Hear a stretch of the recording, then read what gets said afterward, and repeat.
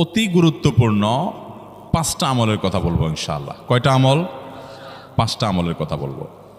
জীবনের তরে এই 5টা আমল সারা জীবন নিয়মিত আঁকড়ে ধরবেন, আমল করবেন। যারা নিয়ত করতেছেন হাত তোলেন। আল্লাহ আমাদের সবাইকে আমল করার তৌফিক দান করুন। আল্লাহ আমাদের সবাইকে কবুল আর মঞ্জুর করুন। নাম্বার 1, সবচেয়ে বেশি যেটা করতে হবে পরিমাণে, জুমার দিন, জুমার রাত, বৃহস্পতিবার সন্ধ্যা থেকে নিয়ে শুক্রবার সন্ধ্যার আগ পর্যন্ত পরিমাণে সবচেয়ে বেশি করতে হবে যে আমলটা, সেটা হলো দুরূদ শরীফের আমল। কিসের আমল? ভাইরা, দুরূদ এমন একটা আমল, আপনি যদি শুধু দুরূদের এই আমলটাকে আঁকড়ে ধরেন, সবসময় আপনার মুখ দিয়ে দুরূদ বের হতে থাকে, পড়তে থাকেন, তো নবী করিম সাল্লাল্লাহু আলাইহি সাল্লামের ভাষ্য অনুযায়ী, তার ওয়াদা অনুযায়ী, ইদান তুকফা হাম্মুক ওয়া তুগফার যামবুক, তোমার যত পেরেশানি আছে নবী সাল্লাল্লাহু আলাইহি সাল্লাম বলেছেন, এই সব পেরেশানি দূর করার জন্য এই দুরূদের আমলটা যথেষ্ট হবে ইনশাআল্লাহ। এবং গুনাহ মাফের জন্য এই দুরূদের আমলটা কি হবে? যথেষ্ট হবে। নবী করিম সাল্লাল্লাহু আলাইহি সাল্লাম বলেছেন, মান সাল্লা আলাইয়া মাররাতান সাল্লাল্লাহু আলাইহি আশরা, যে ব্যক্তি আমার প্রতি একবার দুরূদ পাঠ করবে, আল্লাহ রাব্বুল আলামিন তার প্রতি 10 বার রহমত নাজিল করবেন। কয়বার রহমত নাজিল করবেন? আপনার জীবনে 10টি জায়গায় খুব ক্রাইসিসে পড়ে গেছেন, কোনো জটিল সিচুয়েশনে মুখোমুখি হয়ে গেছেন, বিপদের মধ্যে পড়ে গেছেন, ওই জায়গায় আল্লাহর রহমত পাবেন। এরকম একবার দুরূদ পাঠ করবেন, হক আদায় করে যথাযথভাবে মহব্বতের সাথে 10 করবেন। নবী করিম সাল্লাল্লাহু আলাইহি ওয়াসাল্লাম বলেছেন, আকসিরু আলাইয়া মিনাস সালাতি মিন ইয়াউমিল জুমআতি ওয়া লাইলাতিল জুমআহ, তোমরা জুমার দিন এবং জুমার রাতে আমার প্রতি বেশি বেশি দুরূদ পাঠ করবে, দুরূদ প্রেরণ করবে। ফা ইন্না সালাতাকুম মা'রুদাতুন আলাই, কারণ তোমরা যে দুরূদ পাঠ করো এটা আমার কাছে পেশ করেন আল্লাহর ফেরেশতারা, এবং রীতিমতো নামধাম সহকারে আল্লাহর একদল ফেরেশতা নিয়োজিত আছে। তারা বলেন, আল্লাহ, হে আল্লাহ রাসূল, আপনার অমুক উম্মত, অমুক অনুসারী, আল্লাহর অমুক বান্দা পৃথিবীর অমুক প্রান্ত থেকে, অমুক দেশ থেকে, অমুকের সন্তান, সে আপনার প্রতি দুরূদ পেশ করেছে জুমার দিনে, জুমার রাতে বা অন্য সময়ে। এটা নবী করিম সাল্লাল্লাহু আলাইহি সাল্লামের কাছে রিপোর্ট দেওয়া হয় আল্লাহর নিযুক্ত ফেরেশতাদের মাধ্যমে। আপনি যখন দুরূদ পাঠ করবেন, আপনার ভিতরে এই ফিল হবে যে আমি দুরূদ পাঠ করছি, আর আমার নবীর কাছে এটা উপস্থাপিত হচ্ছে আমার নাম ধাম, আমার রিপোর্ট সহকারে। এই জন্য শুক্রবার দিন এবং রাত, অর্থাৎ বৃহস্পতিবার সন্ধ্যা থেকে নিয়ে শুক্রবার সন্ধ্যা পর্যন্ত এই 24 ঘন্টার মধ্যে নবী করিম সাল্লাল্লাহু আলাইহি সাল্লামের ভাষ্য খেয়াল করেন, আকসিরু আলাই। ওলামা একরাম জানেন, নবী আলাইহিস সালাম সাধারণত কোনো আমল পরিমাণে বেশি করতে বলতেন না। পরিমাণে বেশি করতে বলার মতো আমল খুব কম ইসলামে। গোটা কোরআন যদি খোলেন আপনি, পরিমাণে অধিক করতে বলা হয়েছে এরকম আমল খুব বেশি পাবেন না। তোমরা বেশি বেশি করে নামাজ পড়ো, বেশি বেশি করে রোজা রাখো, এরকম কথা কোরআন হাদিসে নাই। অবশ্যই একজন ইমানদার 5 ওয়াক্ত ফরজ নামাজের পাশাপাশি অধিক পরিমাণে নফল নামাজও পড়বেন, সেটা ভিন্ন কথা। কিন্তু কোরআনে বেশি পরিমাণে আল্লাহর জিকির করার কথা বলা হয়েছে। আর নবী করিম সাল্লাল্লাহু আলাইহি সাল্লাম বৃহস্পতিবার সন্ধ্যা শুরু হলে শুক্রবার সন্ধ্যার আগ পর্যন্ত বেশি পরিমাণে করতে বলেছেন যে কাজটা, সেটা হলো দুরূদ শরীফের আমল। অতএব ভাইরা আমার, বৃহস্পতিবার সন্ধ্যা থেকে নিয়ে শুক্রবার সন্ধ্যা পর্যন্ত, আপনি দোকানদার মানুষ, বৃহস্পতিবারে ব্যবসা করছেন, দোকানদারি করছেন, কোনো অসুবিধা নাই। আপনার অবসর সময়গুলোতে মুখ দিয়ে দুরূদ পড়তে থাকবেন। দুরূদের মধ্যে সবচেয়ে শ্রেষ্ঠ দুরূদ হলো নামাজে যেটা পড়েন, দুরূদ ইব্রাহিম। আল্লাহুম্মা সাল্লি আলা মুহাম্মদ ওয়া আলা আলি মুহাম্মদ কামা সাল্লাইতা আলা ইব্রাহিম ওয়া আলা আলি ইব্রাহিম ইন্নাকা হামিদুম, আল্লাহুম্মা বারিক আলা মুহাম্মদ ওয়া আলা আলি মুহাম্মদ কামা বারাকতা আলা ইব্রাহিম ওয়া আলা আলি ইব্রাহিম ইন্নাকা হামিদুম। তাহলে দুরূদের এই আমলটা, এটা করার জন্য আল্লাহ তাআলা এমন সহজ করে দিয়েছেন যে ওযুর প্রয়োজন নাই। আপনার ওযু নাই, তারপর আপনি দুরূদ পাঠ করতে পারবেন। এবং আপনি এই বড় দুরূদ পড়ার মতো সময় নাই, তো আপনি একবারে সবচেয়ে সংক্ষিপ্ত দুরূদ পড়েন সাল্লাল্লাহু আলাইহি ওয়াসাল্লাম, তাতেও দুরূদ পাঠের সওয়াব পাবেন। চেষ্টা করব তো ইনশাআল্লাহ। শুক্রবার আসবে, দুরূদ বেশি বেশি করে পাঠ করব। আপনি দোকানে কাজ করেন, আপনার দোকানে আপনার সহকর্মী আরও কাজের লোক আছে, আপনি সবাইকে স্মরণ করাবার জন্য নিজে জোরে জোরে দুরূদ শরীফ পড়বেন এবং বলবেন যে শুক্রবার শুরু হয়ে গেছে, সবাই দুরূদ শরীফের আমল করো। ভাইরা আমার, আমি আমার জীবনের কথা বলতে পারি। আমার জীবনে ওই যে হাদিসের উপরে ইয়াকিন এবং বিশ্বাস আলহামদুলিল্লাহ ছিল। আমার জীবনে আমি অনেকবার দেখেছি এরকম জটিল পরিস্থিতি হয়েছে যে দেয়ালে পিঠ থেকে গেছে, নড়ার জায়গা নাই, আর কোনো আপাত দৃষ্টি থেকে এই বিপদ থেকে উদ্ধারের কোনো পথ নাই। দুরুদ, ইস্তেগফার, দোয়া ইউনুস, এই 3 আমল, পাশাপাশি ইয়াজাল জালাল ওয়াল ইকরাম, এই 4টা জিনিসকে এমনভাবে ধরছে, বিশেষ করে দুরুদ, স্পেশালি সারাক্ষণ দুরুদ। আল্লাহ রাব্বুল আলামিন এমনভাবে সহযোগিতা করেছেন, এমনভাবে উদ্ধার করেছেন যে কল্পনা করলে অবাক লাগে এখন যে এটা কিভাবে সম্ভব। ভাইরা আমার, এক সাহাবী নবী করিম সাল্লাল্লাহু আলাইহি ওয়াসাল্লামের কাছে এসে বলছি, ইয়া রাসূলুল্লাহ, আমি যে দোয়া করি এই দোয়ার মধ্যে আমি নিজের জন্য করব, আমার ছেলে মেয়ের জন্য করব, অনেক কিছু করব, এটা সেটা, রিজিক চাইবো, সুস্থতা চাইবো, অনেক কিছুই তো আল্লাহর কাছে চাইবো। আপনি তো আল্লাহর রাসূল, আপনার জন্য দোয়া করলে আমাদেরই লাভ, একবার দোয়া করলে আল্লাহ 10 বার রহমত নাজিল করবেন, তো আপনার জন্য আমার দোয়ার ভিতরে কত % রাখবো? সাহাবী বারবার বিভিন্ন পার্সেন্টেজ বলছিলেন যে 3 ভাগের 1 ভাগ আপনার জন্য রাখি ইয়া রাসূলুল্লাহ, অর্ধেক রাখি, আরো বেশি করে রাখি। তিনি যত বলছেন নবী করিম সাল্লাল্লাহু আলাইহি ওয়াসাল্লাম আরো বাড়ানোর জন্য তাকে উৎসাহ দিচ্ছিলেন। এক পর্যায়ে যখন তিনি বললেন, ইয়া রাসূলুল্লাহ, আমি আমার কোনো দোয়ার সবটুকু যখন আপনার জন্য নিবেদন করব, আমি কোনো একবার যখন দোয়া করব, দোয়া শুধু আপনার জন্যই করব যখন, অর্থাৎ পিওর দরুদ যখন পড়ব, নিজের জন্য আর কিছু চাইব না, শুধু আপনার জন্যই যদি চাই কোনোবার, তাহলে তখন নবী করিম সাল্লাল্লাহু আলাইহি ওয়াসাল্লাম বলেছেন, ইদান তুকফা হাম্মুক ওয়া তুগফার যামবুক, তাহলে তোমার সকল পেরেশানি থেকে উদ্ধারের জন্য এই দুরুদটাই যথেষ্ট হয়ে যাবে, এবং তোমার সকল গুনাহ মাফের জন্য এটা যথেষ্ট হয়ে যাবে। মোহতারাম হাজিরিন, দুরুদের আমলটা এত সুন্দর আমল, কিন্তু আবার তাড়াহুড়া করে পড়বেন না, সাল্লাল্লাহু আলাইহি সাল্লাম সাল্লাল্লাহু আলাইহি সাল্লাম সাল্লাল্লাহু আলাইহি সাল্লাম সাল্লাল্লাহু আলাইহি সাল্লাম সংখ্যা বাড়ানোর জন্য হুলস্থুল করে পড়লেন না, মুহাব্বতের সাথে সাল্লাল্লাহু আলাইহি ওয়াসাল্লাম সাল্লাল্লাহু আলাইহি ওয়াসাল্লাম আল্লাহুম্মা সাল্লি আলা মুহাম্মদ, অর্থ বুঝে বুঝে আল্লাহুম্মা সাল্লি আলা মুহাম্মদ মানে কি, আল্লাহ আপনি মুহাম্মদের প্রতি শান্তি বর্ষণ করুন। আরে ভাই, মুহাম্মদ সাল্লাল্লাহু আলাইহি ওয়াসাল্লামের প্রতি আল্লাহ তাআলা শান্তি এমনি বর্ষণ করবে, আপনি আমি দোয়া করলেও করবে, না করলেও। কিন্তু মাঝখান থেকে আমরা, ভাইরা আমার, কোনো বড় কর্মকর্তার কাছে আপনার কোনো কাজের ঠেকা আছে, কর্মকর্তার ওই ছেলেটার আপনি দেখছেন যে খাচ্ছে না, আপনি যদি বলেন, স্যার ছেলেটা খাচ্ছে না স্যার, একটু ডাক্তার দেখান স্যার, এভাবে তো বাঁচবে না, ওর কষ্ট হচ্ছে স্যার, আপনি বললেও উনি ওনার ছেলের দিকে কেয়ার করবে, কিন্তু আপনি এটা বলার কারণে তার নৈকট্য পাবেন কি পাবেন না, তার সিম্প্যাথি পাবেন কি পাবেন না। আরশ আজিমের মালিক তার হাবিবকে এত মহব্বত করেন, তিনি তার হাবিবের প্রতি এমনিতেই রহমত নাজিল করবেন, তাকে বিভিন্ন মর্যাদা আগে থেকেই দেওয়ার ঘোষণা দিয়ে রাখছেন, কিন্তু আপনি আমি দোয়া করলে আল্লাহ তাআলা তার মাধ্যমে আমাদের ভাগ্যকে সুপ্রসন্ন করে দিবেন। দুরুদের আমলকে জীবনের তরে আঁকড়ে ধরবেন ভাই, শুধুমাত্র জুমার দিন আর জুমার রাত না, সব সময় অধিক পরিমাণে। এরাবিয়ানদের মধ্যে আমলটা খুব বেশি আছে, তাদের দেখবেন তারা 2টা আমল, মুখে 2টা আমল, ভালো মন্দ তাদের মধ্যেও আছে, কিন্তু এই 2টা আমল তাদের মধ্যে খুব ভালো। বেশিরভাগ মানুষই দেখা যায় অবসর সময় আস্তাগফিরুল্লাহ, ইস্তিগফার করছে অথবা দুরুদের আমল করছে। আমাদের অবসর সব সময়গুলো নিয়ে গেছে মোবাইল ফোন।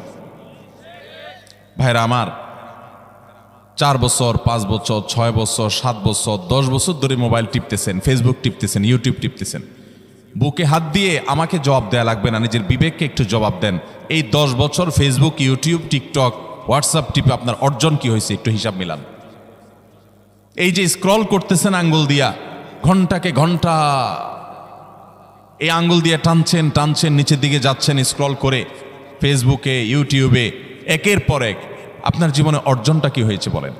ভাইরা আমার, এই মোবাইলের নিয়ন্ত্রণ করতে হবে, প্রয়োজনে ব্যবহার করতে হবে, কিন্তু এটাকে অনিয়ন্ত্রিত ব্যবহার করা যাবে না। একেবারে যখন তখন সারাদিন টিপাটিপি করলেন, আজকাল তো পোলাপান টয়লেটে গেলেও নিয়ে যায়। আল্লাহ তাআলা আমাদেরকে এই রোগ থেকে বেঁচে থাকার তৌফিক দান করুন। ভাইরা আমার, জীবনটাকে পরিবর্তন করতে হয়, সারা জীবন তো একরকম থাকলে হবে না। বহুত পাগলামি করেছি, আসুন নিজেকে সংশোধন করি। তাহলে জুমার দিন উপলক্ষে 1 নম্বরের আমল বলেছি, বেশি বেশি কোন আমল করতে হবে? সারা জীবন মনে রাখবো তো ইনশাআল্লাহ। বাসা বাড়িতে পরিবারের লোকদেরকে মনে করাবো তো ইনশাআল্লাহ। আমি আমার ড্রাইভার থাকুক, আমার ছেলে মেয়ে থাকুক, আমার পরিবারের লোক থাকুক, আমি আমার কথা আপনাদের বলি উৎসাহের জন্য, যে জুমার দিন শুরু হয়ে গেলে আমি, শুধু আমি না, আমার পরিবার অন্যান্যরাও একে অন্যকে আমরা স্মরণ করে দিই। কে কে দুরূদ পড়তে কতবার পড়ছো, কেউ পড়ছে কিনা একবারও, সন্ধ্যা হয়ে গেছে, অনেকক্ষণ হয়ে গেছে, সবাই শুরু করি, আমলটা করবো তো ইনশাআল্লাহ। নাম্বার 1। নাম্বার 2, জুমার দিন উপলক্ষে অন্য যে কোনো দিনের চাইতে জুমার দিন অর্থাৎ শুক্রবারের ফজর নামাজ পুরুষরা মসজিদে জামাতের সাথে পড়বেন, জামাতের সাথে পড়ার নিয়ত করবেন পাক্কা। কারণ অন্য যে কোনো দিনের ফজর নামাজ না, শুধুমাত্র যত নামাজ আছে, নবী করিম সাল্লাল্লাহু আলাইহি সাল্লাম বলেছেন আফদালুস সালাওয়াতে ইনদাল্লাহ, আল্লাহর কাছে দুনিয়ার সব নামাজের মধ্যে, 5 ওয়াক্ত সাধারণ নামাজগুলোর মধ্যে সবচেয়ে উত্তম নামাজ হলো সলাতুল ফজরে মাআল জামাআতে ইয়াউমাল জুমআ, জুমার দিন ফজরের নামাজ জামাতের সাথে আদায় করা হলো যত নামাজ আছে এর মধ্যে সবচেয়ে শ্রেষ্ঠ নামাজ। তাহলে জুমার দিনে এই বিষয়টা বিশেষভাবে খেয়াল রাখবো। জুমার দিন ফজর নামাজটা পুরুষরা কোথায় পড়বো, এবং সেটা বৃহস্পতিবার থেকে পরিকল্পনা শুরু করবো যে কালকের ফজর নামাজ যাতে কোনো অবস্থাতে আমার মিস না হয়। আমাদের আখিরাতের ব্যবসা এটা ভাই, আখিরাতের কারেন্সি সংগ্রহ করা। যত খুঁটে খুঁটে ভালো ভালো আমলগুলো করবেন, আপনার আমল নামাতে আমল সওয়াব জমা হতে থাকবে। চেষ্টা করবো তো ইনশাআল্লাহ। আমাদেরকে শয়তান অন্যদিন ফজরের নামাজ পড়ার সুযোগ হলেও শয়তান এমনভাবে আমাদেরকে ধোঁকা দেয়, শুক্রবারে ফজরটা পড়াটা সবচেয়ে বেশি কঠিন হয়ে যায়। কেন জানেন?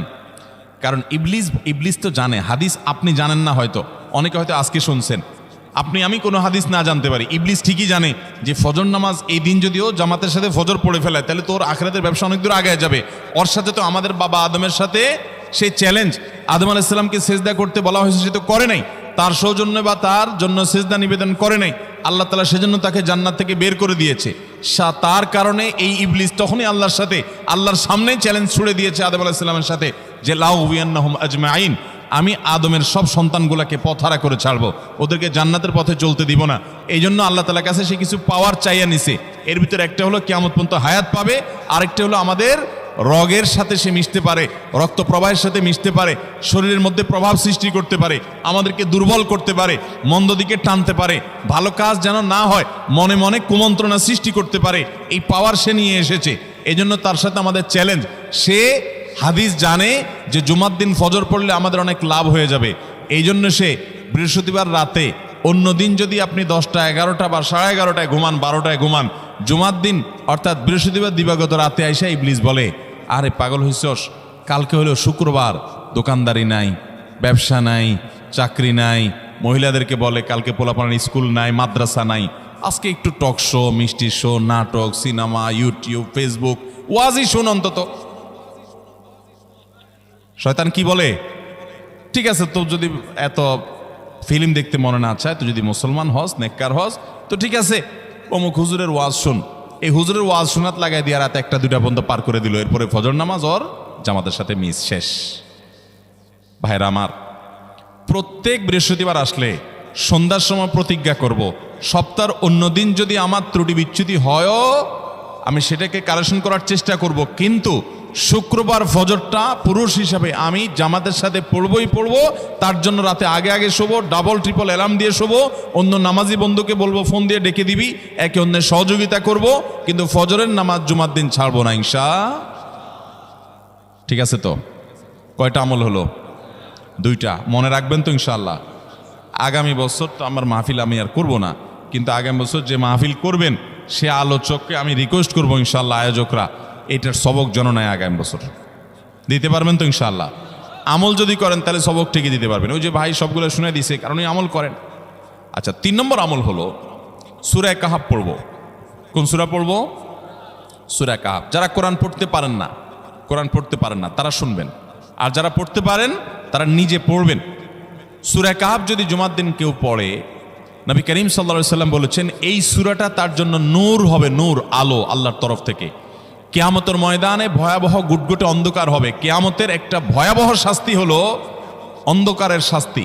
ভাইরা আমার, অন্ধকারের শাস্তি মানে এমন ভয়াবহ অন্ধকার হবে যে দুনিয়ার অন্ধকারের সাথে এর কোনো তুলনাযোগ্য নয়।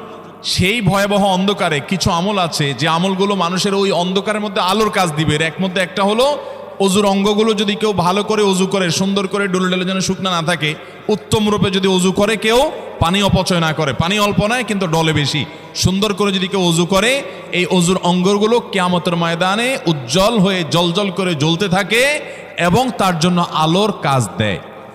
সবাই যখন অন্ধকারের আযাবের মধ্যে নিমজ্জিত থাকে, হাউতাশ করে, তখন এই ব্যক্তির এই আমলটা তার আলো ভূমিকা আসে। আর আরেকটা হলো এই সূরা কাহফ। অন্য অনেক ওলামা ইকরাম বলেছেন এর ব্যাখ্যা হলো সূরা কাহফ যদি কেউ এক বৃহস্পতিবারে পড়ে, পরের বৃহস্পতিবার পর্যন্ত, এক শুক্রবারে যদি পড়ে, পরের শুক্রবার আগ পর্যন্ত পুরো সপ্তাহব্যাপী তার ভিতরে নূর, ঈমানের নূর, তাকওয়ার নূর, ইলমের নূর, আমলের নূর, ভালো মানুষ হওয়ার নূর তার ভিতরে আল্লাহ তাআলা সৃষ্টি করে দিবেন। এই জন্য জুমার দিন সূরা কাহফ পড়বো তো ইনশাআল্লাহ।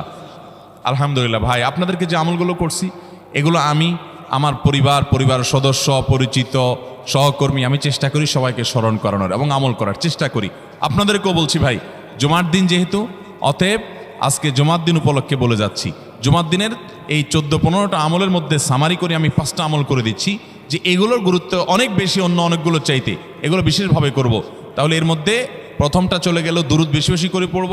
দ্বিতীয়টা হলো জুমার দিনের ফজর নামাজ কোন অবস্থাতে জামাতের সাথে পড়া মিস করব না, কারণ নবী সাল্লাল্লাহু আলাইহি সাল্লাম বলেছেন সকল নামাজের মধ্যে সবচেয়ে সেরা, উত্তম, শ্রেষ্ঠ নামাজ, অর্থাৎ ওয়াক্তিয়া নামাজের মধ্যে সবচেয়ে শ্রেষ্ঠ নামাজ হলো জুমার দিনের ফজরের নামাজ জামাতের সাথে পড়া।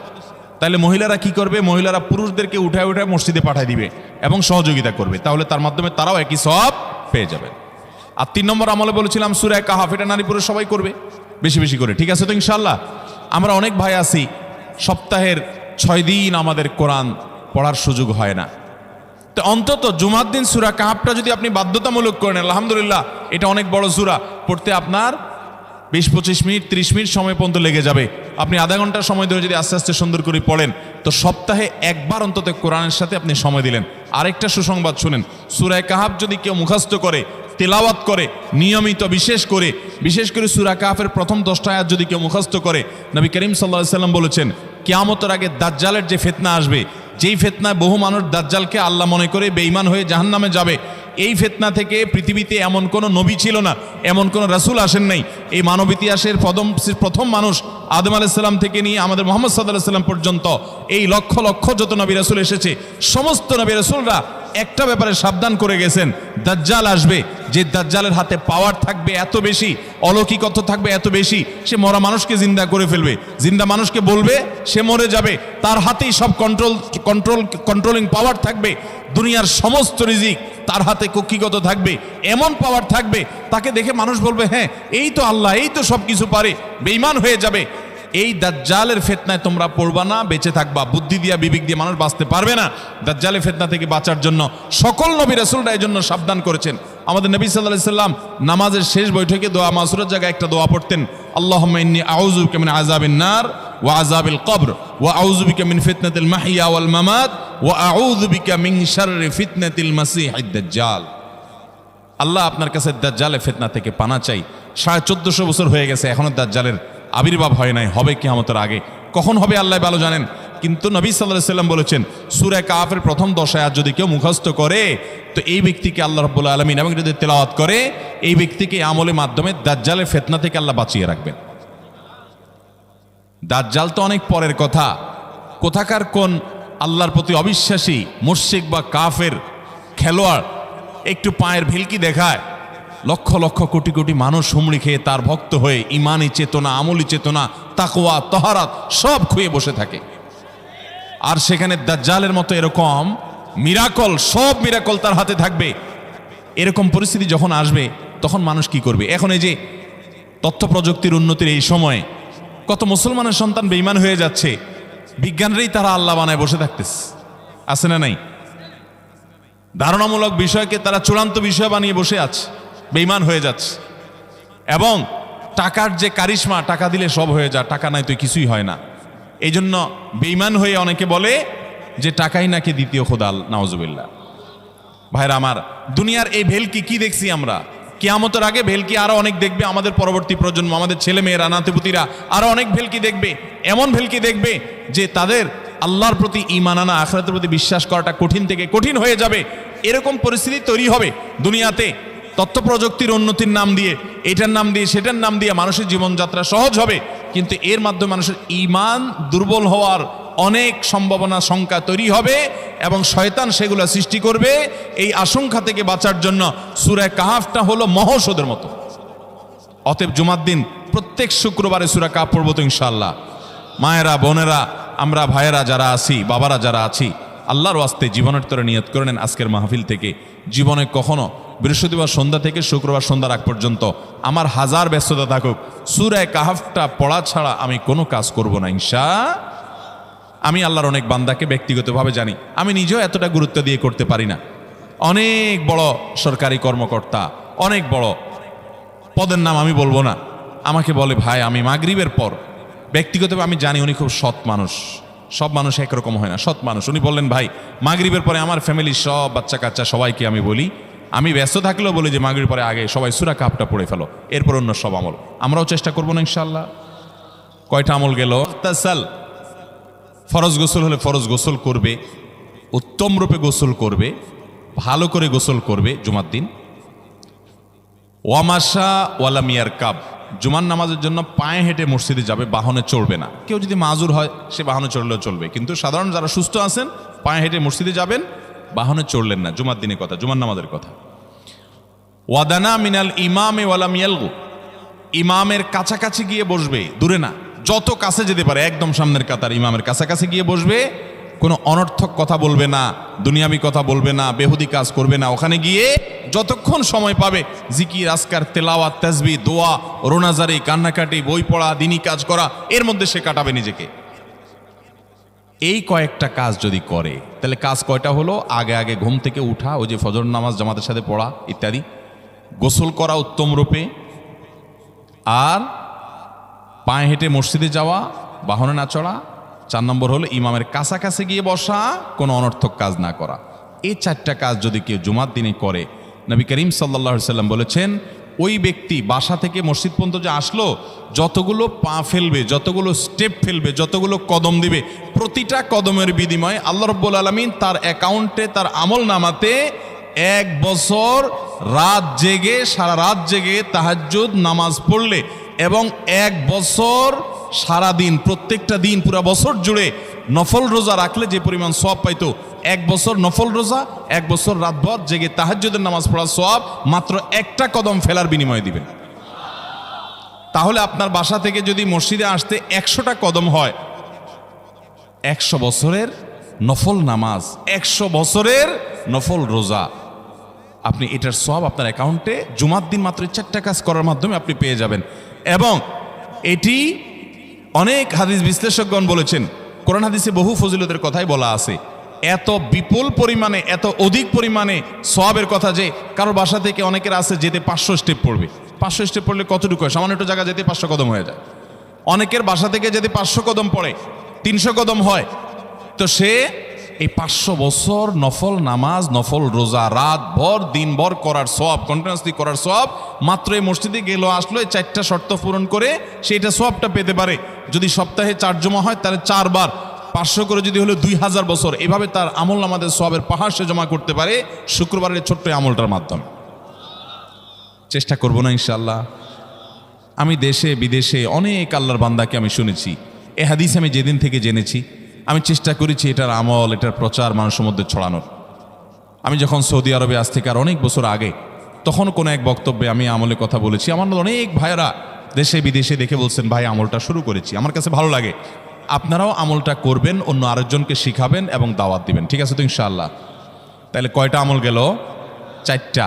1 নম্বর গেছে বেশি বেশি দুরূদ পাঠ করা, 2 নম্বর হলো জুমার দিনে ফজর নামাজ জামাতের সাথে পুরুষরা পড়া, 3 নম্বর হলো সূরা কাহাফ পড়া, তেলাওয়াত করা, আর 4 নম্বর হলো এই 4 শর্ত পূরণ করে মসজিদে আগে আগে গিয়ে সুন্দর করে খুতবা শুনে চলে আসা, কোনো কথাবার্তা, খুতবা চলাকালীন সময় কোনো কথাবার্তা, অনর্থক কাজ না করা।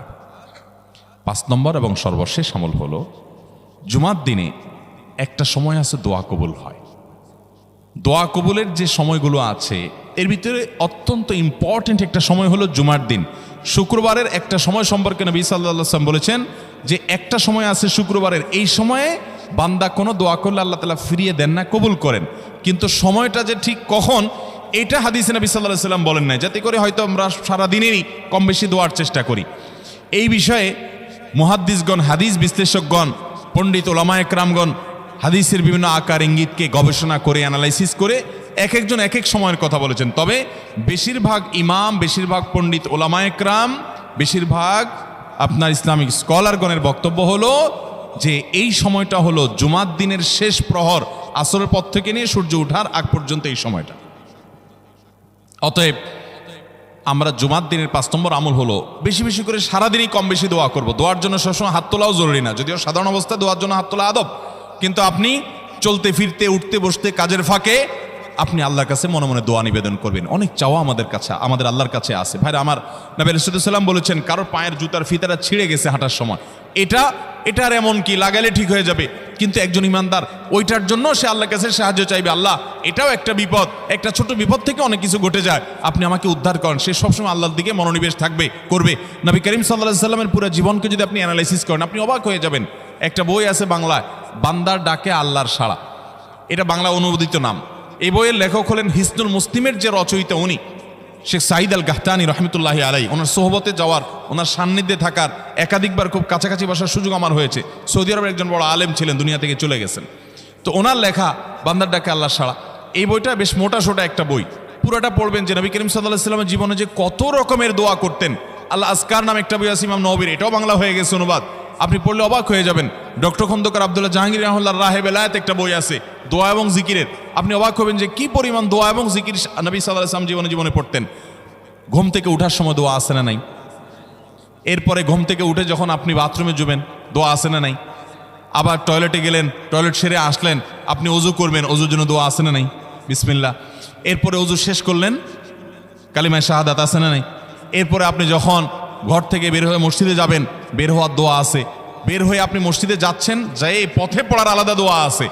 এরপরে আপনি মসজিদে প্রবেশ করবেন, তার জন্য দোয়া আছে। মসজিদে ঢুকার পরে মসজিদে ঢুকার নামাজ আছে। এরপরে মসজিদে নামাজ বন্দিগি ইবাদত জিকির করে বের হচ্ছেন, সেটার জন্য আবার দোয়া আছে। আবার আপনি যাচ্ছেন, কাজকর্মে যাচ্ছেন, বাজারে যাচ্ছেন, সেটার দোয়া আছে। স্ত্রী সহবাস করার সময় দোয়া আছে। দোয়া নাই, জিকির নাই, এমন কোনো মুহূর্তে ইমানদারের জীবনে থাকতে পারে না। নবী করিম সাল্লাল্লাহু আলাইহি ওয়াসাল্লাম এই পরিমাণ দোয়া করতেন। এই জন্য ভাইরা, দোয়া যদি সবসময় করতে কষ্ট হয় হাত তুলতে, আপনি হাত তোলা ছাড়া শুক্রবারে দোয়া করেন, দোয়াটা অনেক বেশি করা দরকার। আমাদের কত জিনিস আল্লাহর কাছে চাইতে হয়, আমরা আল্লাহর কাছে চাই না। পেটে অসুখ হয়েছে, আমরা ডাক্তারের কথা মাথায় আগে আসে। আপনি ওষুধ খান, ওষুধ খাওয়া সুন্নত, কিন্তু ইমানদার সব কিছুর আগে আল্লাহর কথা স্মরণ করবে এবং আল্লাহর কাছে বলবে আল্লাহ আপনি সহজ করে দেন। আপনার অসুখ হয়েছে, সব কিছুর আগে নাপার কথা মনে আসে, আরে ভাই প্যারাসিটামলের কথা মনে আসে, এটা দোষের না, কিন্তু আপনার মনে আগে আসতে হবে যে নবী সাল্লাল্লাহু আলাইহি ওয়াসাল্লাম দোয়া শিক্ষা দিয়েছেন, যদি কেউ ব্যথার জায়গায় হাত দেয় এবং পড়ে আউযু বিইজ্জাতিল্লাহি ওয়া কুদরাতিহি মিন শাররি মা আজিদু ওয়া হাজির, আল্লাহ রাব্বুল আলামিন তার ব্যথা দূর করে দিবেন। এক সাহাবী এই হাদিসের উপর আমল করে তৎক্ষণাৎ তার ব্যথা দূর করেছেন। শুধু ইয়াকিনের অভাব, শুধু বিশ্বাসের অভাব, ঈমানের অভাব। তাহলে আমাদের আল্লাহর দিকে মনোনিবেশ করতে হবে দোয়ার জন্য বেশি বেশি। তাহলে শুক্রবারে 5 নম্বর আমল হলো বেশি বেশি কি করবো ইনশাআল্লাহ? দোয়া, বেশি বেশি দোয়া করবেন, উঠতে বসতে চলতে ফিরতে। বিশেষভাবে সূর্য ডুবার আগের যে সময়টা শুক্রবার, অর্থাৎ দিনের শেষ সময়টা, বিশেষভাবে আল্লাহ তাআলার কাছে দোয়া করব। ঠিক আছে তো ইনশাআল্লাহ? কয়টা আমল বললাম? 5টা আমল। 1, বেশি বেশি দুরুদ। 2, ফজর নামাজ জামাতের সাথে পড়া পুরুষরা, মহিলারা অক্তমতো পড়বেন, পুরুষদেরকে পাঠিয়ে দিবেন মসজিদে। 3, সূরা কাফ পড়বেন। 4, আগে ঘুম থেকে উঠে উত্তম রূপে গোসল করে মসজিদে আগে আগে গিয়ে পায়ে হেঁটে গিয়ে সামনে ইমাম সাহেবের কাছাকাছি গিয়ে বসা, অনর্থক কথা কাজ না করা, তেলাওয়াত জিকির আজকারের মশগুল থেকে নামাজটা পড়ে বের হয়ে আসা, এই কাজ। নাম্বার 5, দোয়া করা, বিশেষ করে দিনের শেষ প্রহরে। আমল করবো তো ইনশাআল্লাহ? মনে থাকবো তো ইনশাআল্লাহ? আমরা প্রয়োজনে বাসায় গিয়ে একটা কাগজে নোট করে ফেলবো, লিখে ফেলবো, লিখে এরপরে ওয়ালে টাঙ্গায় দিবেন বাসায় যে জুমার দিন এই 5 কাজ আমি ছাড়বো না। আপনি যদি মনেও না থাকে, আপনার যদি ভুলেও যান, আপনি এই কাগজ আপনাকে মনে করাবে ইনশাআল্লাহ। বাসায় ফ্যামিলির লোকদের সাথে শেয়ার করবেন, জুমার দিন হুজুর বলেছেন, আমি একটু আমার মন থেকে বলিনি, এগুলো সব কোরআন হাদিসের কথা বলেছি আপনাদেরকে। কোরআন হাদিসের আলোকে 5টা আমলের কথা বলেছেন, বিশেষভাবে জুমার দিন আমি 5টা আমল করবই করব। ভাইরা আমার, প্রত্যেক জুমার দিন যদি আপনি একটু ইমানের রিচার্জ করেন, ইনশাআল্লাহ সারা সপ্তাহ আপনার জন্য সেটা উপকারে আসবে। চেষ্টা করবো তো ইনশাআল্লাহ। এবং দোকানে অফিসে টাঙ্গায় রাখবেন। যারা এই টাঙ্গায় রাখার আমলটা করবেন, আয়োজক যারা আছেন, আপনাদের কাছে আমার অনুরোধ যে ভাইরা এই কাজটা করছেন, ওনারা যদি আয়োজকদের মাধ্যমে ছবিটা আমার কাছে পাঠাইতে পারেন, আমার অফিসে নিয়ে আমি ইনশাআল্লাহ নিজে হাতে তাদের পুরস্কার দেব। বিশেষ করে এই মাহফিলের লোক যারা আছেন আজকের, আয়োজকদের মাধ্যমে। আল্লাহ তাআলা এই আমলগুলো আমাকে আপনাকে আমাদের সবাইকে করার তৌফিক দান করুন। আমল মনে রাখবো তো ইনশাআল্লাহ? আমল করবো তো ইনশাআল্লাহ? যাদের কাজ আছে, ফজর নামাজটা বিশেষ করে মিস হবে মনে হয়, তারা যাইতে পারেন, কোনো অসুবিধা নেই। অন্যান্য সময় আমরা সাধারণত দেখি যে মানুষ ঠেকায় না, মানুষ ঠেকানো না, বিশেষ করে রাত বেশি হয়ে গেলে ফজর নামাজ মিস হবে, এই আশঙ্কা হলে আপনার বসার চাইতে বরং যাওয়া ভালো। যাই হোক ভাই, কিন্তু আওয়াজ না করি, সবাই আওয়াজ বন্ধ করি ভাই। প্রশ্ন উত্তরে যাই আমরা, বিসমিল্লাহ। প্রথম প্রশ্ন, মেয়েদের মডেলিং বোরকা পর্দার জন্য কতটুকু জায়েজ? আপনারা অনেকে বোরকা বিক্রি করেন না, এখানে আছে না ভাইরা আমার? যেই সমস্ত বোরকার মধ্যে কারুকার্য আছে অনেক বেশি, বোরকার মধ্যে আবার মডেলিং হয়, অবাক করা বিষয়। কিয়ামতের আগে যে আসলে আরো কত কিছু হবে। এই বোরকার উপরে যদি মডেলিং কারুকার্য হয়, চাকচিক্য হয়, বোরকা যদি খুব টাইট ফিট হয়, বোরকা যদি এমন হয় যে বোরকা বরং পুরুষের দৃষ্টিকে আরো বেশি আকর্ষণ করে, তাহলে এই বোরকা ঢাকার জন্য আরেকটা বোরকা লাগবে। তা না হলে পর্দা হবে। পর্দার উদ্দেশ্য হলো নিজের সৌন্দর্যকে অনাবৃত করা, নিজের সৌন্দর্যকে ঢেকে রাখা, এটাই হলো পর্দার কি উদ্দেশ্য। সেখানে যদি পর্দার উদ্দেশ্যটাই নষ্ট হয়ে যায়, তাহলে এই বোরকা পরলে পর্দা করার যে নির্দেশ সেটা পালন হবে। ভাইরা আমার, এই জন্য টেডি মার্কা বোরকা, আপনার এই মডেলিং মার্কা বোরকা, স্টাইলিশ বোরকা, এগুলা পর্দা হবে না এগুলা দ্বারা। হ্যাঁ, কোনো নারী তিনি খোলামেলা চলাফেরা করেন, তিনি দিনের পথে মাত্র আসছেন, মডেলিং দিয়ে শুরু করছেন, আস্তে আস্তে ইনশাল্লাহ পিওর বোরকা যাবেন, হ্যাঁ, সেই হিসাবে তার জন্য আমি বলতে পারি এটা ওজোর, ঠিক আছে, উনি চেষ্টা করেছেন, শুরুটা অন্তত করেছেন। কিন্তু ভাইরা, পরিপূর্ণ পর্দা করতে চাইলে এই মডেলিং বা স্টাইল মার্কা বোরকা হবে। আচ্ছা বলেন তো, আপনার আমার মা বোন বা স্ত্রীকে যদি আমরা বাহিরে নিয়ে যাই, তাদের সাথে আমরা বাহিরে যাই, তারা যদি খোলামেলা পোশাক পরে যায় বা এমন পোশাক পরে যায় যেটা সব পুরুষের দৃষ্টিকে আকৃষ্ট করে, তাহলে অন্য সব পুরুষরা তার দিকে তাকাইলে আপনার কাছে ভালো লাগে না খারাপ লাগে? কেমনে খারাপ লাগে? অনেক পুরুষটা আছে বউয়ের ছবি ফেসবুকে দিয়ে বলে আপনাদের ভাবি কেমন হলো বললেন। অনেক পুরুষ এ কাম করে না? ফেসবুকে আবার কমেন্টে নিচে দিয়া দোস্তরা লেখে, দোস্ত ভাবি অনেক সুন্দর, মাশাআল্লাহ, আবার মাশাআল্লাহ লেখে। এরপরে আবার দোস্ত আবার রিপ্লাইতে দেয় কি, ধন্যবাদ দোস্ত, মানে আমার বউরে তুই সুন্দর বলছস, তার মানে তুই দেখছস, মনে মনে জল্পনা কল্পনা করছস, করে আবার লিখছস, এই জন্য তোর ধন্যবাদ। ভাইরা আমার, মানুষের বিবেক যখন লোপ পেয়ে যায় তখন সে হিতাহিত জ্ঞান হারিয়ে ফেলে। আমাদের মা, আমাদের বোন, আমাদের মেয়ে, আমাদের স্ত্রী, তাদেরকে নিয়ে আমরা যখন খোলামেলা পোশাকে যাব, কোনো বিয়েতে আপনি যখন যাবেন, কোনো মার্কেটে যাবেন, একেবারে চাকচিক্যপূর্ণ পোশাক, একদম খোলামেলা অশ্লীল, তো জগতে বা রাস্তায় যত পুরুষরা তাদেরকে দেখবে, এই সৌন্দর্য দেখার পর পুরুষদের মনে মনে তাকে নিয়ে বাজে চিন্তা, জল্পনা কল্পনা, মনে মনে জেনা, এটা হবে কি হবে না? না, হবে না। সবাই কি বাজে চিন্তা করে আপনার মতো? পবিত্র চিন্তা করতে পারে না? কি বলেন ভাইরা আমার? যারা নিজেদের বউকে নিয়ে এটা নিয়ে সন্দেহে আছেন, আমি তাদেরকে বলতেছি, আমাকে উত্তর দেওয়া লাগবে না, আপনার নিজেকে প্রশ্ন করেন, নিজের বিবেককে প্রশ্ন করেন। আপনি এরকম মহিলা রাস্তাঘাটে দেখলে আপনার কি হাল হয়? আপনি যা যা চিন্তা করেন, আপনার বউ, আপনার মা বোনকে নিয়ে এভাবে আপনি বের হলে অন্যরাও সে চিন্তাই করে। আল্লাহ আমাদের বিবেকটাকে খোলার তৌফিক দান করুন। আমি মিডল ইস্টে, বিশেষ করে সৌদি আরবে অনেক মানুষ দেখছি, দিনদারির নামগন্ধ নেয়, টাকুর নিচে সে জুব্বা পরে, হারাম কাজ করে, বিড়ি খায়, সিগারেট খায়, 2 নম্বরই করে, মানে মুসলমান হিসেবে কোনো ভালো মুসলমান না। কিন্তু গল্লির ঠাওয়ার ঠিক আছে, জায়গা মতো সে একেবারে সুসের মতো সোজা, বইয়ের ব্যাপারে পরিপূর্ণ পর্দা মেনটেন করে, কোনো রাষ্ট্রীয় নির্দেশের কারণে না। বেশিরভাগ পুরুষরা এটা করে এই জন্য, কারণ সে জানে তো সে নিজে অন্যের মেয়েকে খোলামেলা দেখলে কি জল্পনা কল্পনা তার মনে আসে সে জানে, অতএব তার স্ত্রীকে নিয়ে গেলে অন্যরা কি জল্পনা করবে সে জানে, এই জন্য তার আত্মসম্মান বোধের জায়গা থেকে সেটা করে। মুসলমান নারী, তার ভিতরে আত্মসম্মান বোধ থাকবে যে আমাকে নিয়ে মানুষ বাজে চিন্তা করবে, জল্পনা কল্পনা করবে, নোংরা চিন্তা করবে, এটা কোনো নারী করতে দিতে পারে? একজন খোলামেলা বেপর্দা নারীকে দেখে যত মানুষ মনে মনে তাকে জেনা করে, সে মনের কথাগুলো যদি মানুষ বলতো, এই নারী জুতা দিয়ে পিটতে পিটতে রাস্তা যাইত। কিন্তু সে মনে মনে মানুষের এই জেনার কাজ সে করে যাচ্ছে। আল্লাহ আমাদেরকে পর্দার গুরুত্ব বোঝার তৌফিক দান করুন। এটা নারীর জন্য অসম্মান না, এটা নারীর জন্য বরং সম্মানের, এটা নারীর ইজ্জত রক্ষার জন্য সবচেয়ে বড় মাধ্যম। আমাদের সেকুলার, অতি সেকুলার, উগ্র নাস্তিক বন্ধুরা বলে যে হুজুরদের মনটাই খারাপ, এই বেটারা বলে মহিলা দেখতে বলে তাদের বলে অবস্থা খারাপ হয়, এই বেটাদের চরিত্রই খারাপ। অর্থাৎ আমাদের এই ভাইরা যারা এই সমালোচনা করতেছেন, আমাদের এই ভাইগুলোর দ্বারা মনে হচ্ছে যে ওনাদের মনের ভিতরে কোনো এই সমস্ত বাজে চিন্তা আসে না, ওনাদের মনটা একদম ফেরেশতার মতো পবিত্র। এরকম যাদের কোনো চিন্তা জল্পনা কল্পনা আসে না, এরা হয় মিথ্যুক আর না হলে রুগী। হয় এগুলারে ডাক্তার দেখাইতে হবে, পুরুষত্বের ঘাটতি আছে, আর নাহলে মিথ্যুক। আল্লাহ তাআলা সৃষ্টি করেছেন এভাবে, তোমার কোনো মনে চিন্তাই বাজে আসে না, তোমার মতো এই অসুস্থ মানুষ, তোমার তো হাসপাতালে ভর্তি হওয়া উচিত। আল্লাহ রাব্বুল আলামিন আমাদেরকে পর্দার গুরুত্ব বোঝার তৌফিক দান করুন। অনেক পুরুষ আছে নিজের বউয়ের জন্য চাকচিক্যপূর্ণ বোরকা পরে নিয়ে যান। না ভাই, আপনার বউর যত সাজগোজ সব বাসা বাড়িতে হবে একান্তে। আপনি বাইরে রাস্তাঘাটে কেন বিলে বেড়াচ্ছেন? মহর দিয়ে বিয়ে করছেন আপনি, আর রাস্তাঘাটে মানুষকে দেখা বেড়াচ্ছেন। আত্মসম্মান বোধ থাকা উচিত। আল্লাহ আমাদেরকে পর্দার গুরুত্ব বোঝার তৌফিক দান করুন। তাহলে স্টাইলি বোরকা এগুলো পড়লে কিন্তু কাজ হবে না, বোরকার কাজ হবে না।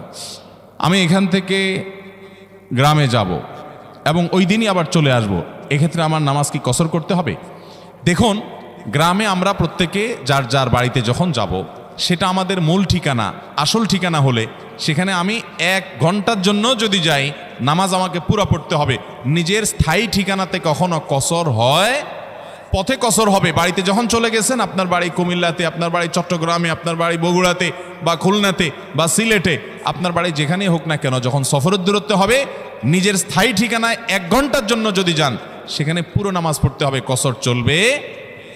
কিন্তু কিছু লোক আছে, গ্রামে বাড়ি আছে ঠিক আছে, কিন্তু তাদের গ্রামের বাড়ি এখন আর স্থায়ী ঠিকানা না। ধরুন আপনি ঢাকা শহরে বাড়ি কিনছেন বা ফ্ল্যাট কিনছেন, পাসপোর্টে, এনআইডিতে, সরকারি সব কাগজে পত্রে ঠিকানাতে আপনি স্থায়ী ঠিকানাও এটা, বর্তমান ঠিকানাও এটা। গ্রামের বাড়ি আছে কিন্তু ওটা আপনার স্থায়ীও না, বর্তমান ঠিকানাও না, জাস্ট বেড়াইতে যান, ভাই বেড়াদাররা আছে, অন্যরা আছে, তাহলে ওইটাতে আপনি গেস্ট, সেখানে আপনি কসর পড়বেন। এবং এটা আপনার স্থায়ী এবং বর্তমান ঠিকানা হলে, অনেকে আছে বাড়িতে জমি জমা আছে, শুধুমাত্র থাকার ঘর বাড়িও নাই এবং ভাগযোগ হয়ে গেছে, সে শুধু গেস্ট হিসেবে যায়, ভাইদের মেহমান হয়ে যায়, তাহলে সে কসর পড়বে। আর না হলে স্থায়ী ঠিকানায় গেলে 1 ঘন্টার জন্য সে কি করতে হবে? পুরো নামাজ পড়তে হবে, যদি স্থায়ী ঠিকানা হয় তার গ্রাম। এরপরে প্রশ্ন হলো, আমি অনেকবার তওবা করেছি, প্রত্যেকবারই ভঙ্গ হয়েছে, তাহলে কি আমি মুনাফিক হয়ে গেছি? না ভাই, তওবা হওয়ার পর তওবা ভেঙে যাওয়াটা অস্বাভাবিক নয়। আপনারা খুশি হবেন শুনে, আমাদের রব আল্লাহ রাব্বুল আলামিনের একটা গুণবাচক নাম হলো তাওয়াব। কি নাম ভাই? তাওয়াবের মানে জানেন? আল্লাহু আকবার। রিপিটেডলি, বারবার যিনি বান্দার তওবা কবুল করেন।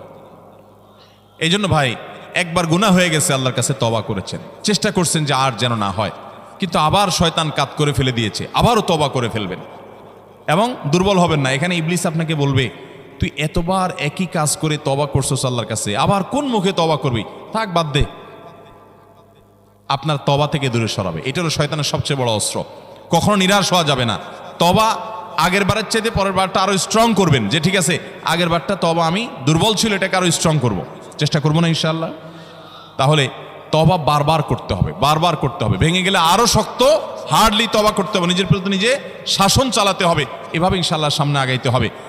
ভারতবর্ষে একজন কবি বলেছেন, আরে ইয়ে কুস্তি তো হয় অমর ভর কি, কবি ও দাবালে কবি তু দাবালে। ইবলিসের সাথে তোমার এই লড়াই তো সারা জীবনের। কখনো ইবলিস তোমাকে কাত করে ফেলে দিবে, তোমার দ্বারা গুনাহ করায় ফেলবে, আবার কখনো চোখের পানি ফেলে কেঁদে কেটে আল্লাহর কাছে একান্তে। ভাইরা, কিছু নির্জন সময় কাটানো দরকার। আমাদের কোনো নির্জন সময় নাই। নির্জন সময় হলে ওই মোবাইলে আমরা ঢুকে পড়ি, মোবাইল টোবাইল বন্ধ করে ফেলে দিনে রাতে 24 ঘন্টার ভিতরে 5 ওয়াক্ত নামাজের পরে আগে যে কোনো সময় অন্তত 2-4-5টা মিনিট একটু চিন্তা ভাবনা করবেন, একটু নিজের হিসাব মিলাবেন, আল্লাহর সাথে কথা বলবেন। আজকে একটা গুনাহ হয়ে গেছে, আজকে একটা কাস্টমার মহিলা আসছে, তার সৌন্দর্য দেখে তাকে নিয়ে বাজে চিন্তা জল্পনা কল্পনা করেছি, নোংরামি করেছেন, গুনাহ কাজ করেছেন। কোনো কাস্টমার এসেছে, তার সাথে ফাঁকি ঝুঁকি দিয়েছেন, 2 নাম্বারই করেছেন, মিথ্যা কথা বলেছেন, কিনা দর এত আছে বলেছেন, আসলে এত আসে নাই।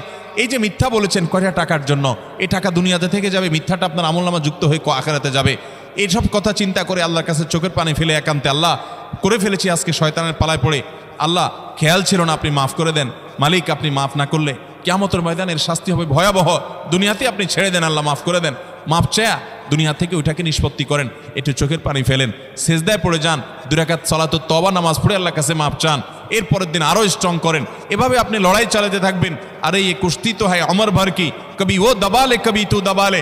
শয়তান গুনাহ কমা আপনার দ্বারা করায় সে জিতে যাবে, আর আপনি তওবা করে চোখের পানি ফেলে গুনাহ মাফ করিয়ে তারপরে আপনি শয়তানের উপরে জিতে যাবেন। তওবা করতে থাকবো তো ইনশাআল্লাহ। তওবা করতে কখনো ক্লান্ত হবেন, তওবা অব্যাহত রাখবেন, অনবরত রাখবেন। দুনিয়াতে কোনো ফেরেশতা মানুষ নাই, সবাই গুনাহ